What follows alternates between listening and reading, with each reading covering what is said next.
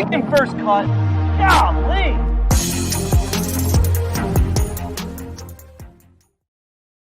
Welcome to the First Cut Podcast. I'm Rick Gehman, and this is your mega preview pod for this week's Charles Schwab Challenge. That's storylines, best bets, one and done. Joining me to break it all down, Patrick McDonald is here. Patrick, hello to you.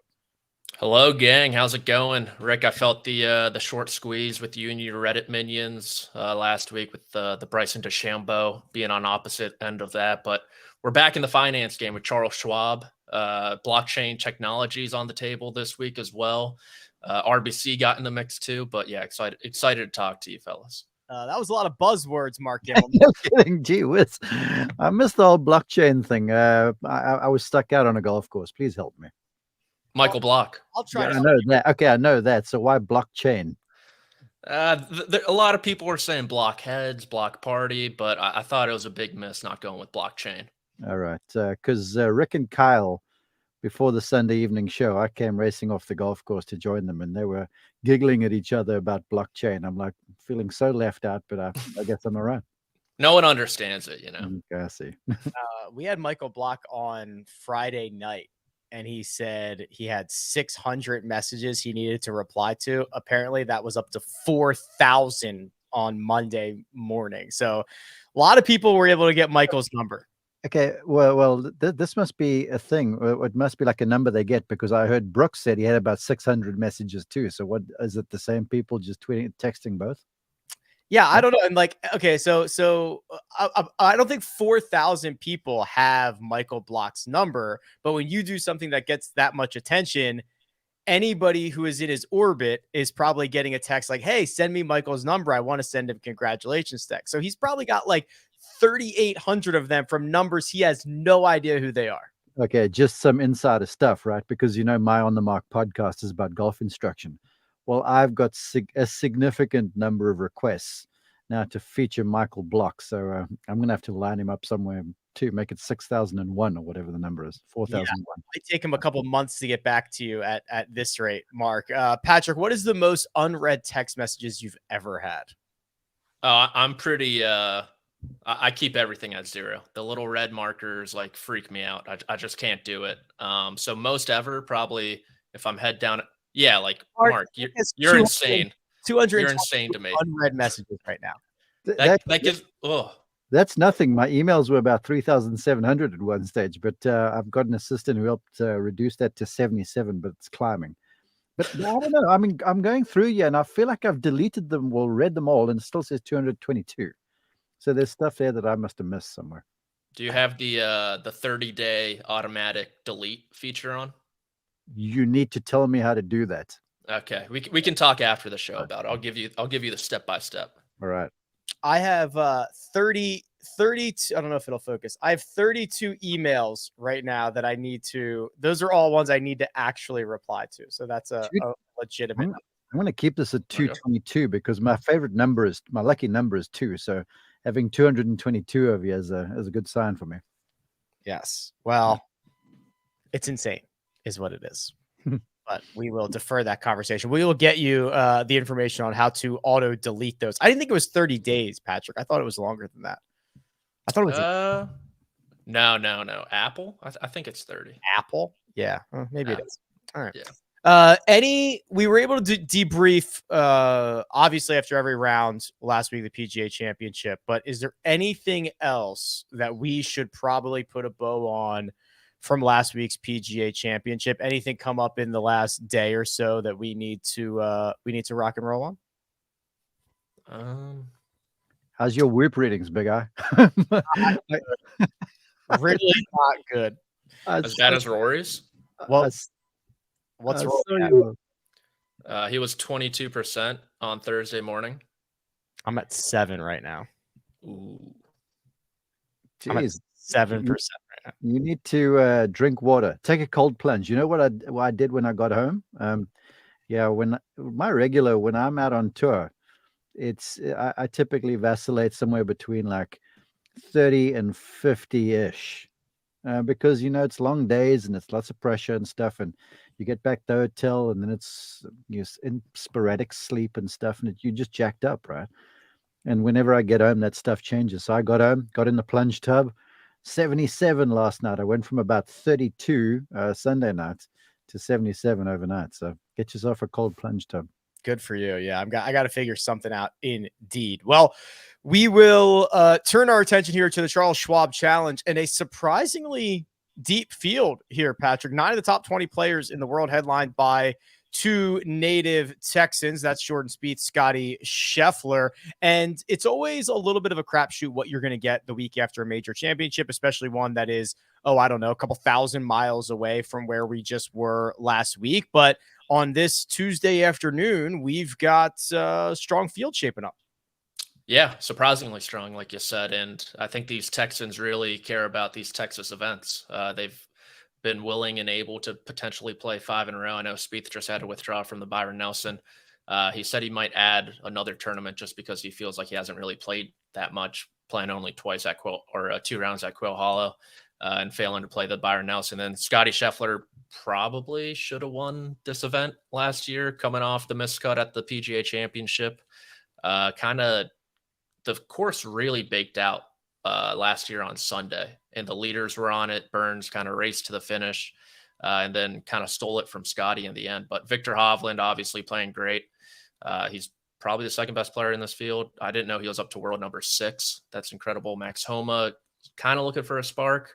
But all in all, it's a really good field and should produce another good winner. Another real sprint here in the schedule, Mark. We've seen these kinds of ebbs and flows. The PGA Championship last week. Then this week we get 9 of the top 20 players in the world. Next week is the Memorial elevated event at Jack's Place. Everybody will be there. RBC Canadian Opens in Toronto, then the US Open, and then another elevated event, the Travelers Championship. So if the big boys are worried about not playing a lot of golf, I think they can fix that pretty quickly here. My Whoop readings are going to be low, low, and then it's a week off US Open for me, and then it's going to be green. It's going to be low again for Travelers. Yeah, look, the scheduling is a thing, which is why I'm really excited to see that this field at Colonial for the Charles Schwab Challenge is decent, because I was fearful that, kind of like the Byron Nelson, this one was going to get kind of the raw end of the deal. But to see Scotty show up, Victor certainly, Homer, I think I'm with Patrick, is looking for a little something. Finau, Sam Burns hasn't been playing so well. I think it's a good move for him. Morikawa, there's some good names there, but I'm keen to see like how they play this thing over the next little while, because Dallas was ostensibly a week off for a number of these guys. Scheffler did play. I think Homer played as well, right? And then obviously at the PGA last week. Now a lot of guys playing this week, and then they're going to play Memorial, Jack's Place. And then you've got Canada, which is likely to be sort of a quiet week, I would think, again, as a lead up to the US Open. So, yeah, I think Canada is going to suffer some, but it'll still be a good field, because, Rory will be there because he'll be the defending champion, and you'll have a few good Canadians and stuff. So, yeah, scheduling is a real deal. And I think there'll be a lot of tired puppies at the end of all of this thing. Well, the new scheduling has created a bit of a monopoly on wins, Patrick. Scotty Scheffler, Jon Rahm stealing all of them, hogging all of them. We have some big names that are still looking for the first win of their season. Viktor Hovland, Collin Morikawa, Jordan Spieth, throw Sungjae Im in there. There is going to be, when the dust settles after this year, there's going to be a lot of guys who just didn't get one. There's just too many good guys, and they're all playing the same events. Yeah, I think we touched on it kind of in the offseason, how winning's going to be even more difficult for the top 20, 25 players in the world. And we've seen that come to light so far. And it's crazy to look at someone like Collin Morikawa. He dropped to 17th in the world rankings, which is his lowest mark since July 2020. And if the season ended today, it'd be his best season in terms of approach play, and it'd be his best season in terms of total strokes gained as well. He obviously had a great start to the year, outside that back 9 at Kapalua, but played well in the California swing too. So it's just kind of how it's going. Viktor Hovland's playing great as well, just doesn't have the win. Sungjae, I really don't know what to think of after that result at the PGA Championship after coming from Korea and winning. And Jordan Spieth, if he's going to win this year, you would have to think it's this week, right? Colonial is Jordan Spieth's playground, and he looked good. He improved every day. He was 4th off the tee at Oak Hill, behind only Bryson, Cantlay, and Scheffler. So that's really encouraging stuff to see. So I assume one of these bigger names is going to kind of get the job done and seize the opportunity, or Scotty Scheffler will win. So, Patrick, I want to ask a question as it pertains to Morikawa, and I'll preface this with the fact that I'm a fan. I'm a big fan of Collin. So he's got these incredible statistical profiles, and he's dropping down the rankings like a stone. I think he's 26th or whatever it is in the FedEx Cup rankings. So what is your take? What is the insight you bring over there? It's kind of probably just win variance at the end of the day. He won a lot, coming out of the gates, built up the expectations that this guy's, their comparisons to Tiger Woods were out there. He won 2 major champions, both in his debut appearances, which were unheard of. And so it happens from time to time that guys just go through lulls and they don't get the right end of, the coin flip.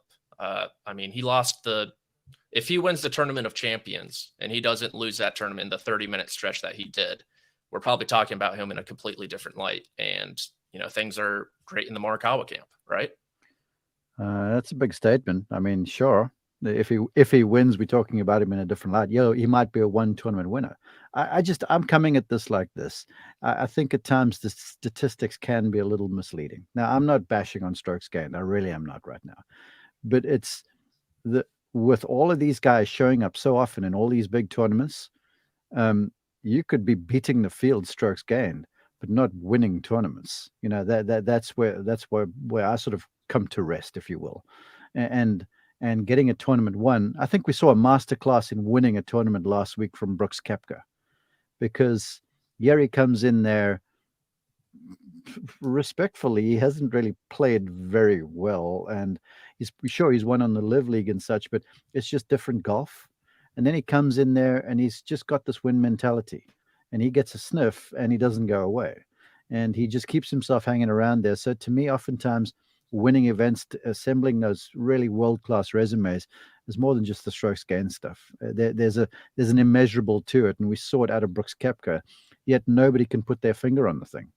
So what's your Collin take then? My Collin take is that he's not hitting the ball like he normally does, even though the statistics say that he's really, really good. He looks doubtful. He's taking a lot of time over shots. When he's hitting greens, they're not as flushed as they used to be. I'm seeing the ball miss on 2 sides of the targets. And then when you've got a tough shot coming down the stretch, maybe with a crooked wind or something like this, and there's a left flag, he can't go ahead and try and aim over there, and he fans the thing weakly out to the right-hand side. So it's all you need is one of those coming down the stretch, and then you don't win. And then all of a sudden you start searching, and that's the thing. It's if you kind of broad stroke the thing with strokes gained numbers, it's more than that when it comes to winning.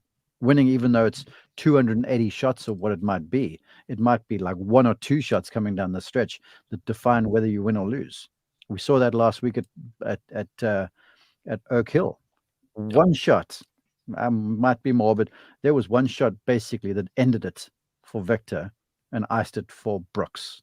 And I know you know what the shot was. Yeah. Fairway bunker at 16. Fairway bunker at 16. Mm-hmm. Hits it into the face of the bunker, has to take a drop. I think I have a stat that kind of illustrates both of these conversations. So the last 4 major championships, 2 this year, 2 last year, the top 6 golfers in terms of strokes gained, Scotty Scheffler, Rory McIlroy, Viktor Hovland, Matt Fitzpatrick, Patrick Cantlay, Cam Young, have accounted for one of those major championship victories. It just, you can play really good in all of them and not in that 1 or 2 shots that don't go your way, or you get hot in one. It's just only one major championship out of the top 6 guys there. What, that brings up such a good conversation because it's the skill of winning. And you've got to kind of beat the field, but you've got to beat you're not going to beat yourself. And Brooks has figured that stuff out. It's crazy to watch him play this, because whereas I didn't get to see them, but I was hearing the calls when I was out there, and I've got a monitor, so I saw some of the golf when I get to look. You felt like Viktor was playing great, but working hard to hang on. And there were times when he shone and you're like, okay, maybe he might pull it off. But I guarantee you all and sundry, including, Viktor Hovland fans, were likely going, well, Brooks has got this thing in the bag. And no one can tell you why, which is such a crazy thing. And for me as a golf coach, I've wrestled with this for the longest time when you're working with tournament golfers, because they all want to win. And you work hard and you work on your physical skills and your mental skills and your fitness and all this sort of stuff. But you can't ever point to one thing. It just all sort of comes together and you hit the right shots at the right time. You make the right putt at the right time. Something goes your way, something doesn't go someone else's way, and there you win. And the guys who win consistently in these big events, I mean, it's just such an odd deal. They just keep themselves around enough, I guess. Yeah, well, speaking of winning, that win from Brooks Koepka moves him up 20 spots in the Ryder Cup standings, Patrick. He is now second alone behind just Scotty Scheffler. And the conversation is obviously going to amplify around LIV golfers and their participation in the Ryder Cup. Zach Johnson, captain for the American squad, kind of sidestepped the question. Brooks Koepka and Bryson have kind of campaigned a little bit in the last week or so that they should be on the team. I tend to agree with that as well, but we are not going to hear any less about Brooks being in the Ryder Cup thanks to this PGA Championship victory. Yeah, I think the quote first came out from him and DJ after the Masters, and I said, does the U.S. even need them? And more information came to light. Brooks is still a very good golfer. And my thing, yeah, he's number 2, and it's not unprecedented. Let's just say for this scenario, Brooks doesn't play terrific the final 2 major championships, because Zach Johnson did say if he finishes inside the top 6, he's on the team. Okay, but playing devil's advocate, let's say he drops out somehow, say he's number 7 or 8, and he needs a captain's pick. If you're Zach Johnson, you're leading this American side who hasn't won on European soil in 30 years. I think you have a very tough time justifying leaving off a guy who finished runner-up at the Masters and won the PGA Championship, because, I mean, you had to pull out all the stops to stop this streak. I got that opens up a couple of different paths for me. First of all, you said this is not unprecedented. Phil Mickelson.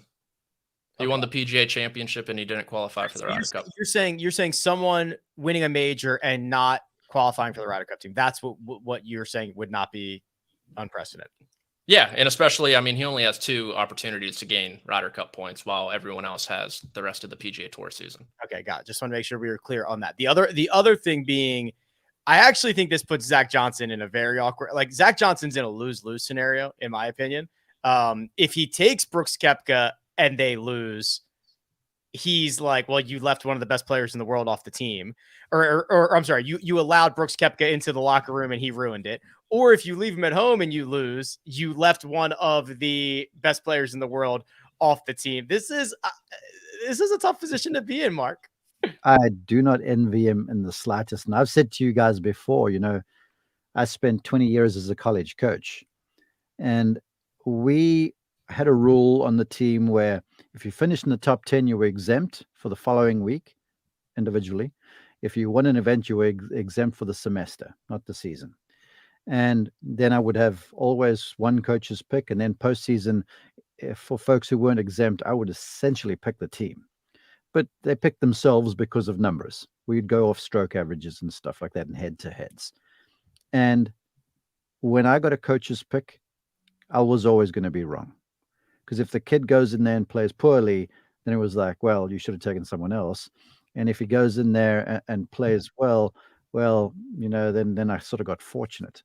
Now, in a situation like this, the stakes are way higher. There's way more alpha personalities at play here. I mean, the locker room in the U.S. team is a bunch of alphas. And Zach Johnson is not necessarily a coach. He's just a personnel manager. And his job is to make sure that these guys have everything they need so that they're happy, so that they play well. And I feel like Brooks has a good enough relationship with a number of those guys because they all live down in South Florida, that could be okay. But the political ramifications of it all, Zach is a respected guy. I just don't see the upside for him. I will say this, that if he's in the top 6, look, he has to go. He's qualified. If he's 7 or 8, maybe 9, that is an awfully tough decision. If he finishes 12th, maybe you can overlook him. Maybe at 11. But I'm here to say that the way Brooks played and the way he dusted all and sundry the 2 times he played, the only guy who beat him, I sound like Kyle Porter now, was Jon Rahm. He's beat all the Americans. You can't leave Brooks off if he finishes 9th or 10th. You really can't. I mean, it would be asinine. But again, the one thing I will say about Zach Johnson, he's a dogged competitor. He's resolute. He will get up in your face. He is not afraid of anybody. And if there is anyone who's going to leave Brooks Koepka off the team, it might be Zach, because he's just that sort of a guy. But it's just a horrid position for him to be in. The other thing about it, Patrick, is if it would be one thing to leave Brooks off the team for Patrick Cantlay or Xander Schauffele or some other very closely talented top JT. Right. But if it comes to, and the way it's kind of shaping up is the question would be Brooks Koepka or Kurt Kitayama. And it's like, with respect, Brooks Koepka needs to be on this team. Exactly. I mean, you're setting yourself up for, I think, failure in 2 ways. One, failure if, in Europe, in the competition, if you don't pick him. And then failure afterwards, just facing the media if you do end up losing without Brooks Koepka. I think it is a very tough decision. The vice captains in that room have been vocal about their disdain towards LIV Golf as well. You think about Davis Love III. He hasn't said great stuff about it. Fred Couples has been on the fence, but kind of it's given it to Phil Mickelson a decent amount. So it's just a really tough situation. But you saw someone like Scotty Scheffler say, I don't care who's on the team. I want the 12 best guys. We want to beat Europe. Mark, would it be better for Zach Johnson if leading up to this, there was an outspoken support from Homa and Scotty and Xander and Jordan and JT saying, you know what? We want these guys, like, we're making this decision, not ZJ's making the decision. Absolutely. That's actually what I was going to say, is like if the team leaders come out in the run up to the selection and go, Brooks needs to be on the team, that mitigates Zach's decision a little bit. Patrick, you bring up a fantastic point about Davis Love, who holds a lot of authority there, as does Fred Couples. And look, Tiger Woods is in the mix there as well. I'm not sure where he stands on stuff. He's been awfully mum about this. I'm sure he'll come out and say something. So, yeah, I think if the leading players come out and go, yeah, we want Brooks on the team, then it's likely to happen. I will point out also, though, that Brooks has in the past said about the Ryder Cup, he's like, meh, whatever, it's not that big a deal to me. I just want to win majors. And his record in the Ryder Cups he's played has not been that great. I think he's had a couple of victories or whatever. And certain golfers are just easily pairable. And I always say this prior to the President's Cup and prior to the Ryder Cup, that it's basically a team's competition and you only play one round of singles. President's Cup, there's more. Ryder Cup, there's 72 holes of teams matches, and then I lie. There's 54 holes teams and 18 holes singles matches. And if you got someone that's difficultly pairable or difficult to pair other golfers with, it also makes the captain's decision a little easier. So from that point of view, maybe there's an argument. But I still feel like if the selection is going to be made, if the team runs counter for Zach before the time, that'll really make his job easier. Brooks Koepka's Ryder Cup record, a lot better than I thought. 5-2-1 in no 6-5-1.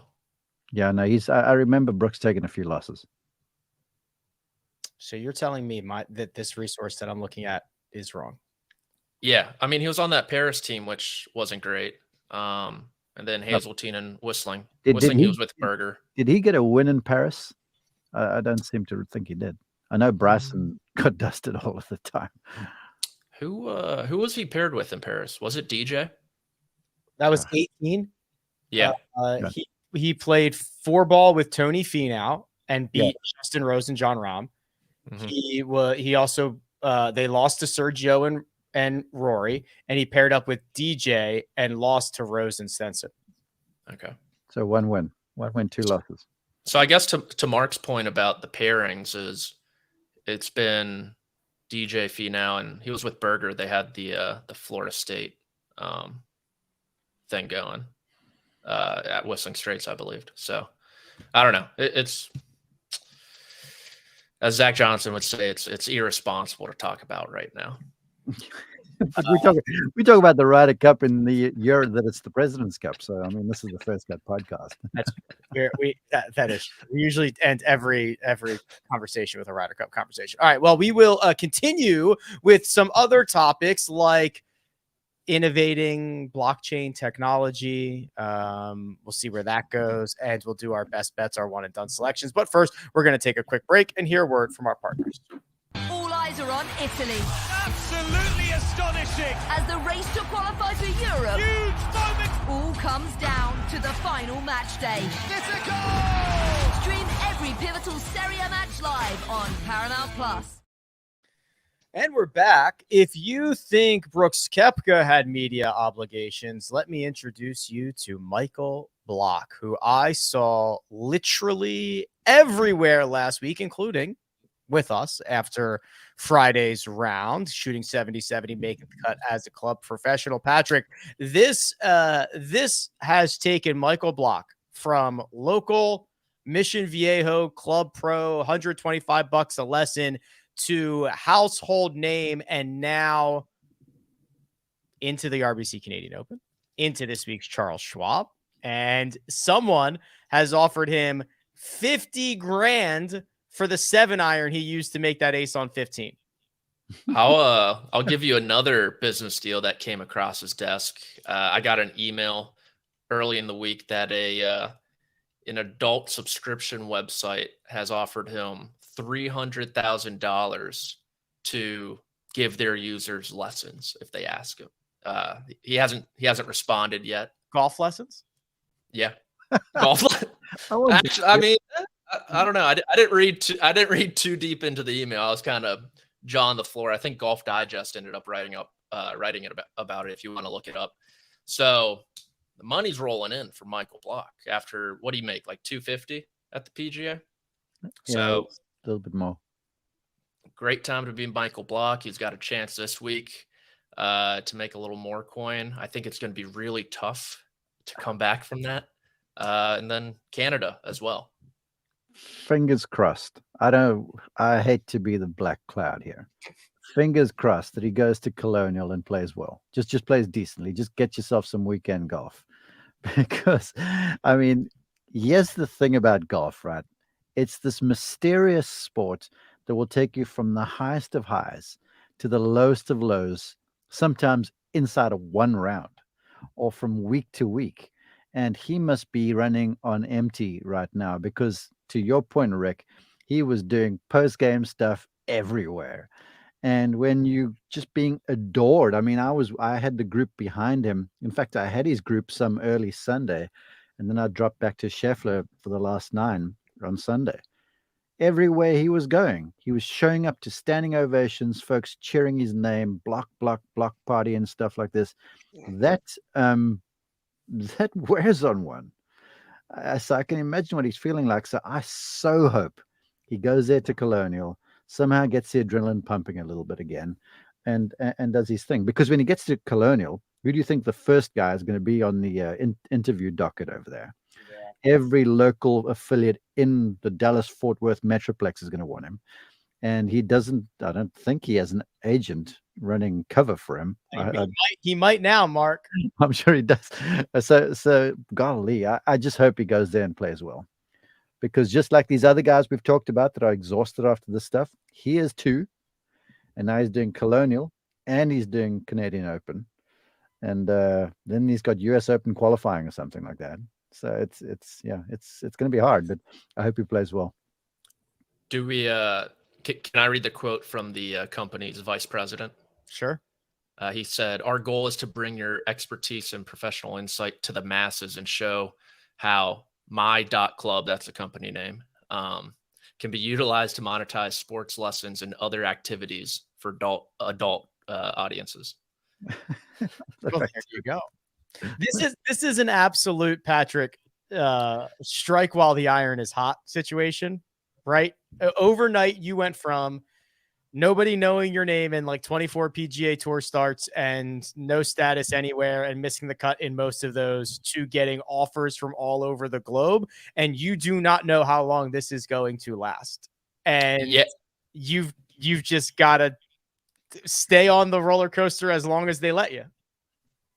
Mark, you got to say something? Yeah, I just want to say this because I remember sitting at dinner. It might have been Friday night or Saturday night or whatever. And I made a quip to one of my colleagues, and I was like, what strikes me about Michael Block is that, look, he just plays an ordinary game. I thought the golf course set up great for him because it rewarded precision, and that's what he does. But in every interview he gave, and every interaction he had with the fans on the golf course, he just was like so normal, and he was so thankful for everything. And, you know, so often heroes in sport and in the movies and stuff, they're these folks that are sort of viewed above. You know, they're sitting on this pedestal and we're like the peons and they're the stars, and we're lucky that they grace us with their presence once in a while. Rick will agree to this, he treated all of us, all the fans, like we were the most important people in the world. I mean, he got onto that Golf Central, that live desk on Sunday night. I was back in the hotel room packing my bags for an early flight. And he says to Rich Lerner, he goes, "You're my idol, man." And I was like, dude, it was so refreshing.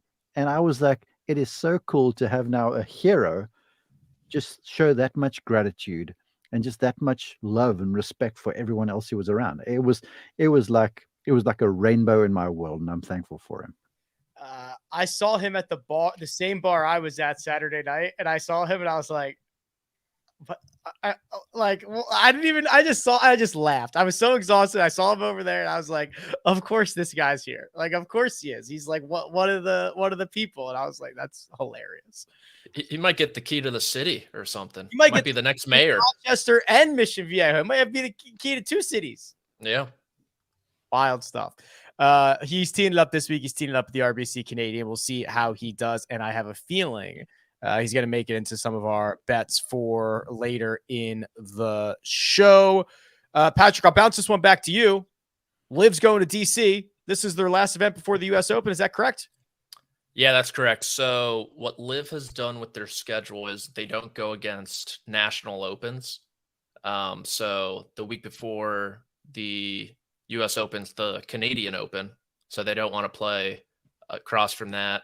And it's going to be the same deal for the Open as well. Since it's the Scottish Open, they're not going to play that week. So the cadence for the third and fourth majors of the year are going to be a little bit different since they were kind of gearing up. They've played a lot of golf. This will be their fifth event since the end of April. So it's going to look a little different. And yeah, LIV DC. I have some friends and family going. I'm excited for them. I played the course a couple weeks ago.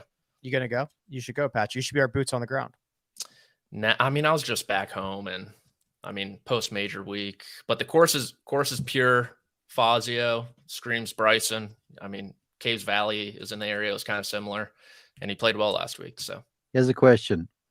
Is Brooks going to care? Huh? Does he care about this stuff? This week, I'd say no. Because he's the only LIV guy that I've seen in the events that I've been to when they've been around that he hasn't worn their team uniform. I noticed that. He was not wearing any.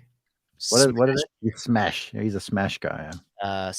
Cam Smith had his Ripper stuff on. Phil obviously adorned the high flyers, et cetera, et cetera. But yes, he did not wear any smash gear at the PGA Championship. Even DJ had 4 Aces shoes. I actually looked at him like, really? I saw the logo on the shirt, but when I looked at the shoes, he had 4 Aces on the shoes. He's all in. He is all in indeed. There was one other thing I wanted to comment about that. But I can't remember what it is. So I guess we will have to wait and see. Okay, let's do our bets here, gents. Turn our attention to Colonial. Mark, why don't you give us an idea about this golf course?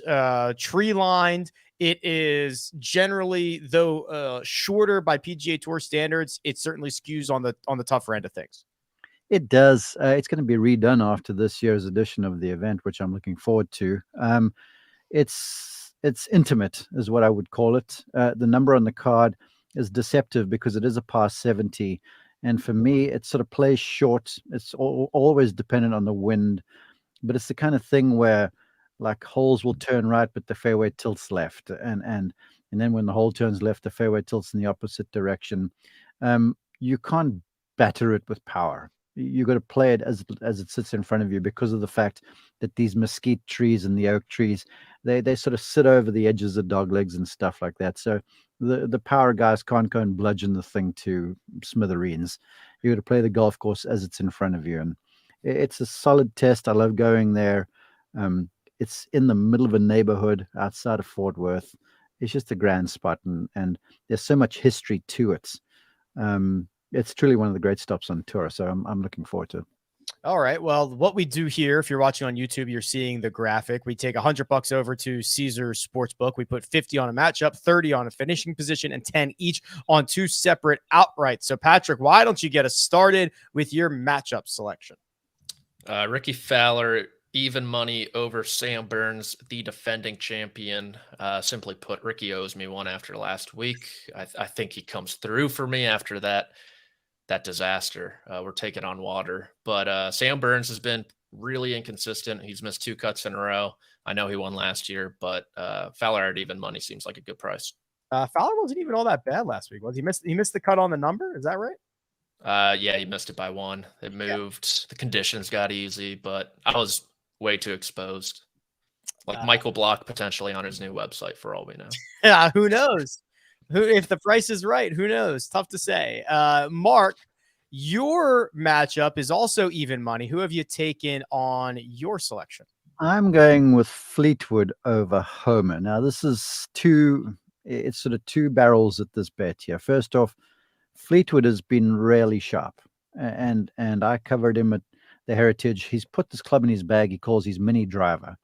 It's basically a 2-wood-ish with a 3-wood shaft, and he hits this thing like 280 off the tee. He hits it basically like a dart, and he's going to be able to wear that thing out around this place and get himself in the fairway, because if you do that, you can play some offense to these tiny greens. So playing from the fairway with this Bermuda rough around here is recommendable, and I just don't think Max Homer's on top of his game right now.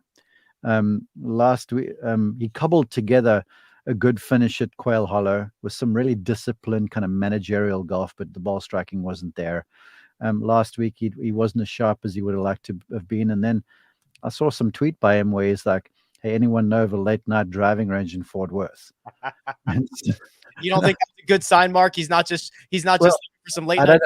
I don't know if Max is trying to be funny with that, but I think he's sort of joking, going, "I've got to find a little something." Now, these golfers are good enough to find something, but right now Fleetwood is playing really sound, and I like him over Max. Yeah, spoiler alert, Tommy Fleetwood's going to make my card here in just a second. Speaking of guys who can just position themselves around Colonial, I went with Brendan Todd -120 over Christian Bezuidenhout. There's only like remember that bet. Remember that bet, because you and I are head-to-head on this one in just a bit. Okay. Brendan Todd has like 6 spots a year that are good fits for him, and he always seems to show up at those 6. And we've got one this week. So I'll ride with Brendan Todd at -120. Finishing positions.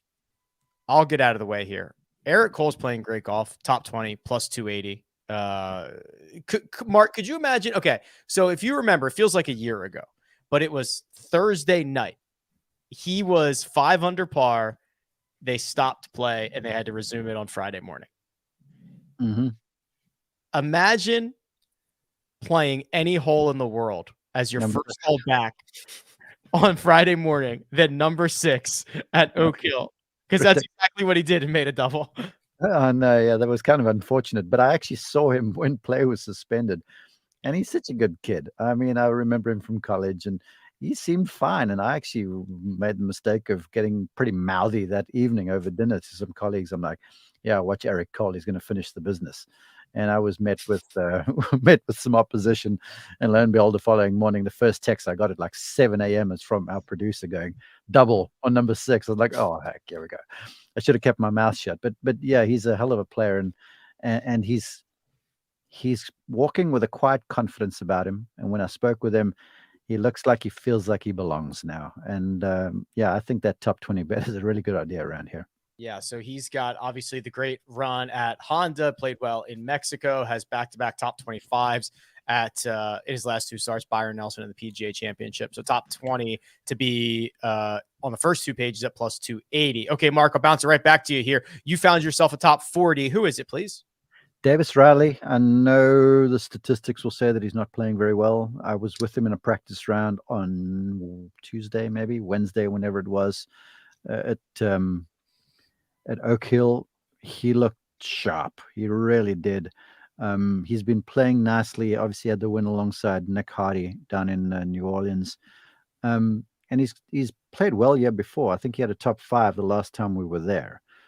And just the way he goes about his game is very sound. He's a great ball striker, and he has James Edmondson, pardon me, I'm tired, on his bag. And James is a member at Colonial, long-time caddy for Ryan Palmer.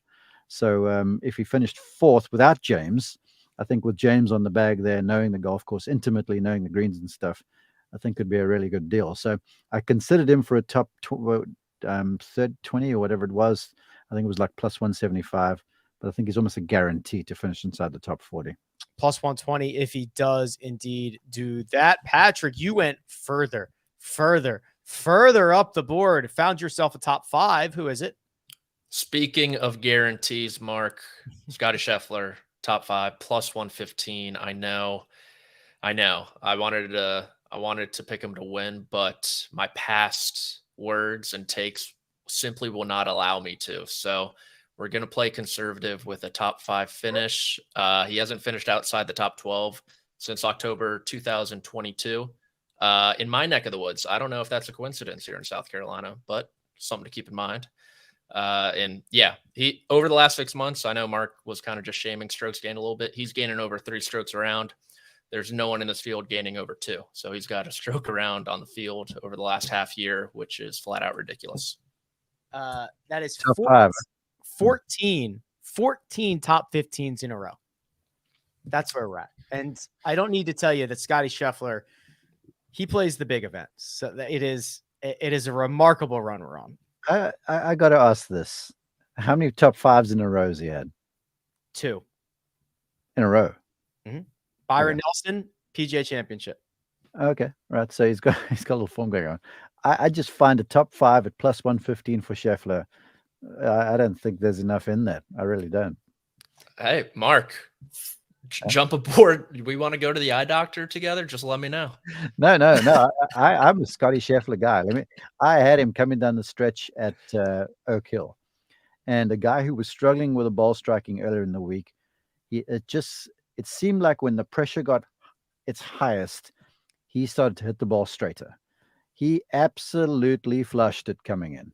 I mean, he had a drive down 16 that was heavenly. 18 was like child's play. Drive a 9-iron in there with a birdie to close. He smashed one around the corner on 17. I was like, yeah, when it gets difficult, he gets better. So I'm with you over here.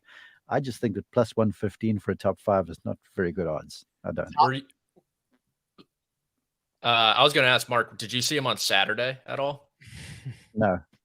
Okay. I was just wondering if you saw anything in the game. No, well, he was, I can't remember who I had, but he was in the final group with Dottie. Mm-hmm. And the word afterwards was that it was ragged, it was sort of messy. It was pouring rain for 8 straight hours. It was definitely messy. Okay, but help me understand this. If it was the rain, then he wouldn't have been on the range afterwards with his coach's son videoing his swing, FaceTiming Randy Smith for like insights as to what to do. No, I agree. Yeah, okay. I agree.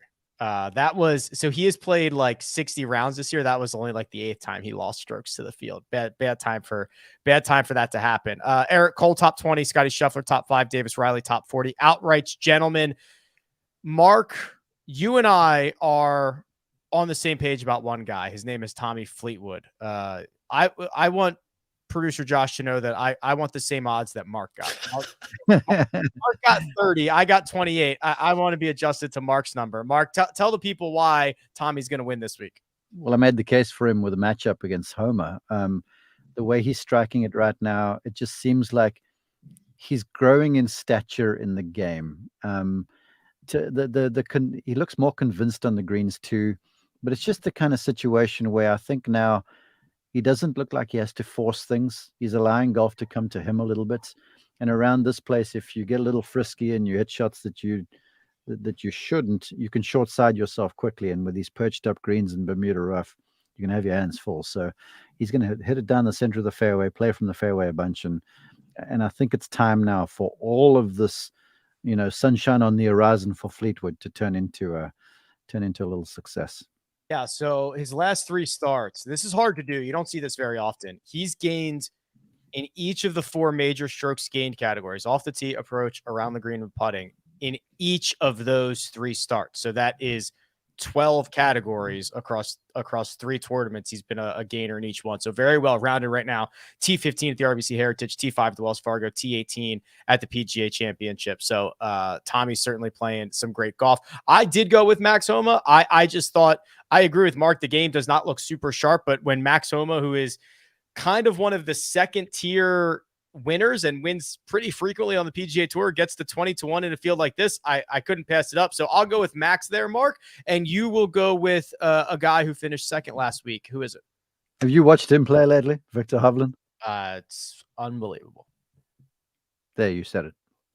It's time. It is time for Viktor Hovland now. So quickly on this, the ball striking's been phenomenal. And Mark, we talked about this on Sunday, and we talked about it while we were at the course. He is adding shots to the repertoire, and they are plugging the worst part of his game, and it's getting really, really good. I'm going to nerd out on you guys a little bit here with what he's done around the greens with the short game stuff. Now, I, in my career, have been lucky enough to watch Seve Ballesteros around the greens, and Seve Ballesteros was a wizard. He was like Jordan Spieth on crack. And then I was fortunate enough to know Jose Maria Olazabal, who very well, and he around the greens was just magical. I mean, heavenly. And the model that Viktor Hovland, alongside Joe Mayo, is using for the improvement around the greens is Jose Maria Olazabal. And on his backswing, he's trying to move his head toward the target, creating more of a downswinging strike. Because Viktor had been listening to Twitter, essentially, where everyone's talking about being more shallow with a wedge. So he was moving behind the ball, staying there, and the base of the golf swing was happening too early. So he was adding loft to club faces, exposing the leading edge, and it was just messy from the bunkers around the greens and stuff. And when I called him Thursday afternoon for ESPN, we had a brief relief session there for the ESPN crew. I had Viktor, and he had this tight lie greenside, like over a little hill, green running away there. He clipped it away. The thing hit, spun, released out, just clipped the edge of the hole, and was a tap in. And I was like, yeah, we go. You add that sort of stuff to his ball striking, and it's inevitable. And I think it is inevitable now. Inevitable is a really good word. Yeah, he's got a couple of sick new shots in the bag now. So Max Homa, Viktor Hovland, Tommy Fleetwood. Patrick, you've got 2 unique outrights. Where would you like to spend them? Jordan Spieth 14-1. I'm just unloading this week. I don't really know what I'm doing. I'm definitely in a disarray, but Jordan Spieth at Colonial seems like a sure thing. It has been 10 prior times. He's only finished outside the top 15 once. He said he tweaked his back before Wells Fargo, and now that's fine. So I'm taking that start out of the equation. He looked more and more healthy at Oak Hill. So I think he'll get up for this week. He didn't play at the Byron Nelson. I think he's going to be really pumped to play in front of his fans. Go ahead, Mark. Well, no, I wanted to say something about Spieth when you were done with McCarthy. Okay. Denny McCarthy. I just feel like good putters win here. Sam Burns, Jordan Spieth, Zach Johnson, Kevin Na. And McCarthy is one of the best. And the ball striking has been good this year. I think 60-1. It's doable. I just think it's doable. So Denny at 60 and Spieth at 14. You know me, I see a golfer hit like one shot and I'm like, okay, it's time kind of thing. On Sunday morning, we went out. Show was up at 1 o'clock, and I was on the course early with, I think it was Jordan and DJ perhaps. And 13, that signature par 5 was playing back into the wind. And there was Allen's Creek crossed the fairway sort of around the 330 mark. And it's into a little left to right wind, where in the old days, that was like Jordan's kryptonite. And if you got him with a left to right into wind, he was going to spray gun the right side of the hole like you could bet your mortgage on it. And he gets up there with driver and laced this thing down the middle of the fairway without any movement through the air. And I looked at this, I'm like, look who found the driver. And around this place, if you drive it well, like I said, you're going to have your leg up, and we know you've said he can putt the greens. So he had a tee shot down 13 into a left to right wind. His kryptonite pulled it off perfectly. I'm like, okay, Jordan's on track. Jordan on track, 14-1. Denny McCarthy, 60-1. Now, producer Josh gives us one more bet to make. It's our best bet. We're not very good at them, but we keep firing away no matter what. And Mark, this is where you are telling us that we are on opposite sides of things, because I took Todd and you're taking the other side. I'll bet you a nice bottle of red wine on that bet there. What do you say? I mean, I'm already like 3 in the hole, so sure, why not? Let's do it. Let's just. I already have your address. I already have an account on the wine site. There's no harm in me taking this. It's fine. Yes, deal. Perfect. Look, Brendan Todd is a good pick around here, but keep your eye on Seabass. Christian Besaid notes. His game is sound. He's played well here before. He loves the golf course.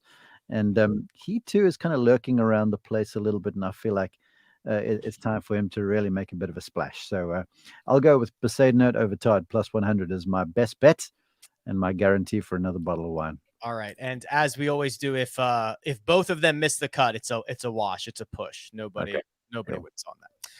Okay, I'm going to get out of the way here because the people are – I'm just going to say Matt Neesmith, who now wants to go by Matt and not Matthew, is striking it again. Top 40 plus 125. Patrick, why are you such a villain? I need Josh to give me an advance of my allowance. Can I get all the money for the rest of the season and lay it on this bet, please? Michael Block to miss the cut, minus 210. It's just way too much to come back. I don't see a scenario through all my models. Josh said he'd get the accountant on the line. I need a line of credit if any of the listeners are able to as well. But it's a great story in Rochester. I just don't see it carrying over to Fort Worth.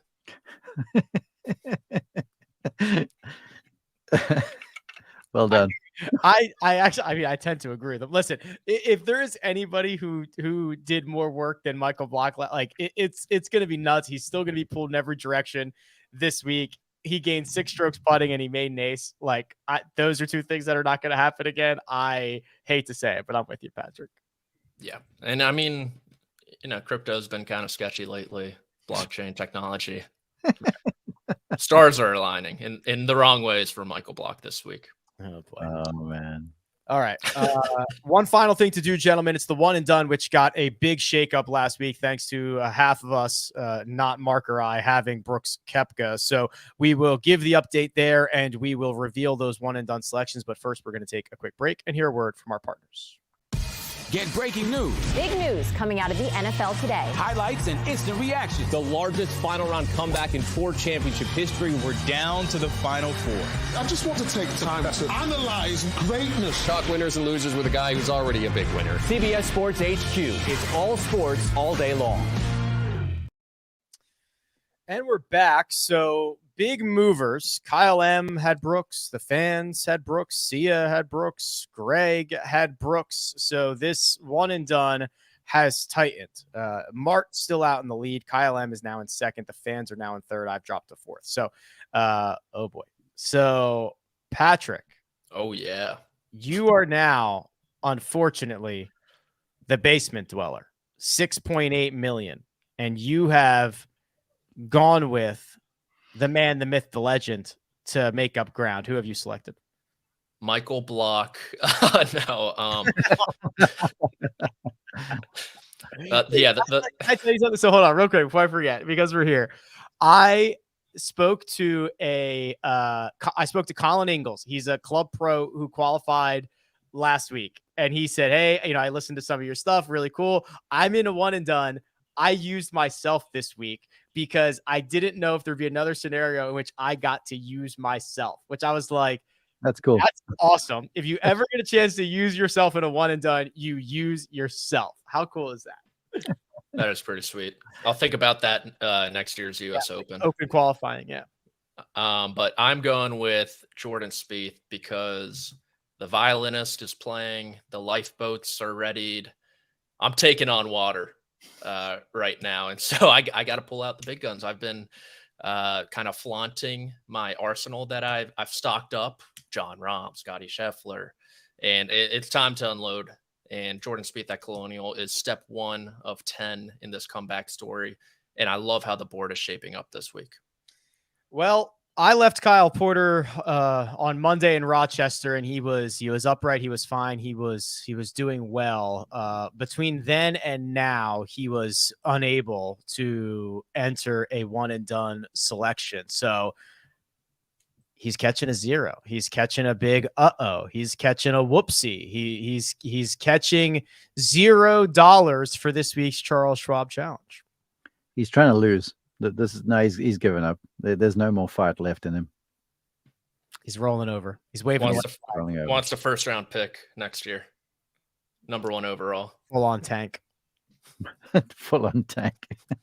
7.6 million is where Kyle is, and 7.6 million is where Kyle will stay. Greg and I are on the same page. That is Cameron Davis, who outside of the 5 weeks where he was apparently not feeling well, has played great golf, finished top 10 here last year. Greg's at 9.3 million.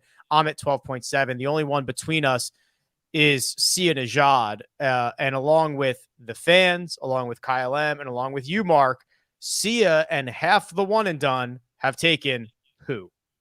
Justin Rose. First off, it just occurred to me, looking at this leaderboard here, the pundits, Rick, Sia, Greg, Kyle, Patrick, you guys are supposed to be advising the fans. You guys are the bottom dwellers. What's up?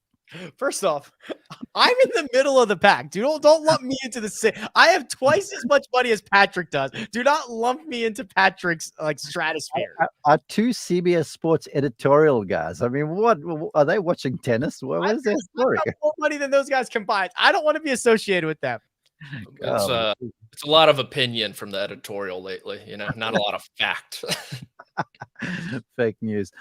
Yeah, I'm going with Rose. To be honest with you, I did consider Tony Finau for a long time. He's played well at this place, but I'm sort of looking past this event to the upcoming stuff. And right now, my biggest challenge is trying to figure out where to get Cam Smith in.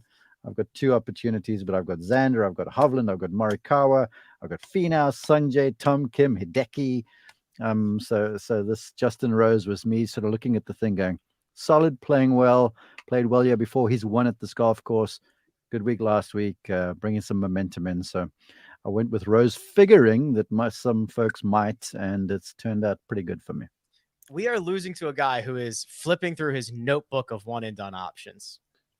That he keeps by his by the night table. I can't believe he has all those names left. I know. We are absolutely screwed. I said that for the fans. I have like 2 guys left. They both play on LIV. You better hit the US Open and the British Open then. I'm gonna have to use Zach Johnson at the John Deere for all. That wouldn't be a bad that won't be a bad pick, Bill. For Stricker or somebody. Okay, I'll write that down. All right. So just to recap here. So for those just listening, Mark is at 15.2 million. He's went with Justin Rose. Kyle M 13.6, Justin Rose. The fans 12.8, Justin Rose. Rick 12.7, Cam Davis. Sia 10.3, Justin Rose. Greg 9.3, Cam Davis. Kyle 7.6, whoopsies. Patrick 6.8, Jordan Spieth. Those are the one and done selections for this week's Charles Schwab Challenge. Oh, and fans, I do have Rory still, but you know where I'm going to use him, so I don't count him. East Lake. Yep, always. You better work hard to make it there. Golly, Jesus. Could you imagine? Three FedEx Cups and doesn't make it to East Lake? That'd be tough. Well, that's something too, because we're so used to 125 in the playoffs. Now it's 70. Mm-hmm. Yeah, so you got to be a bit strategic about who you're deciding for your final 3 events. Luckily, Davis Riley is probably going to be making it with that win, so I still got him. So watch out. When Mark rolls out Rory McIlroy and you roll out Davis Riley, it's going to be tough for everybody. Oh, where were you? Come back, Michael Block-esque. Yeah. All right. We'll be back Thursday, Friday, Saturday, Sunday to discuss each and every round of this week's Charles Schwab Challenge and anything else that happens in the meantime. For now, big thanks. Producer Josh does all the hard work behind the scenes. That is Patrick McDonald, who you can find on Twitter at Amateur Status, and Mark Immelman, who you can find at Mark_Immelman. You can find me at Rick Run Good. This has been The First Cut. We'll catch you next time.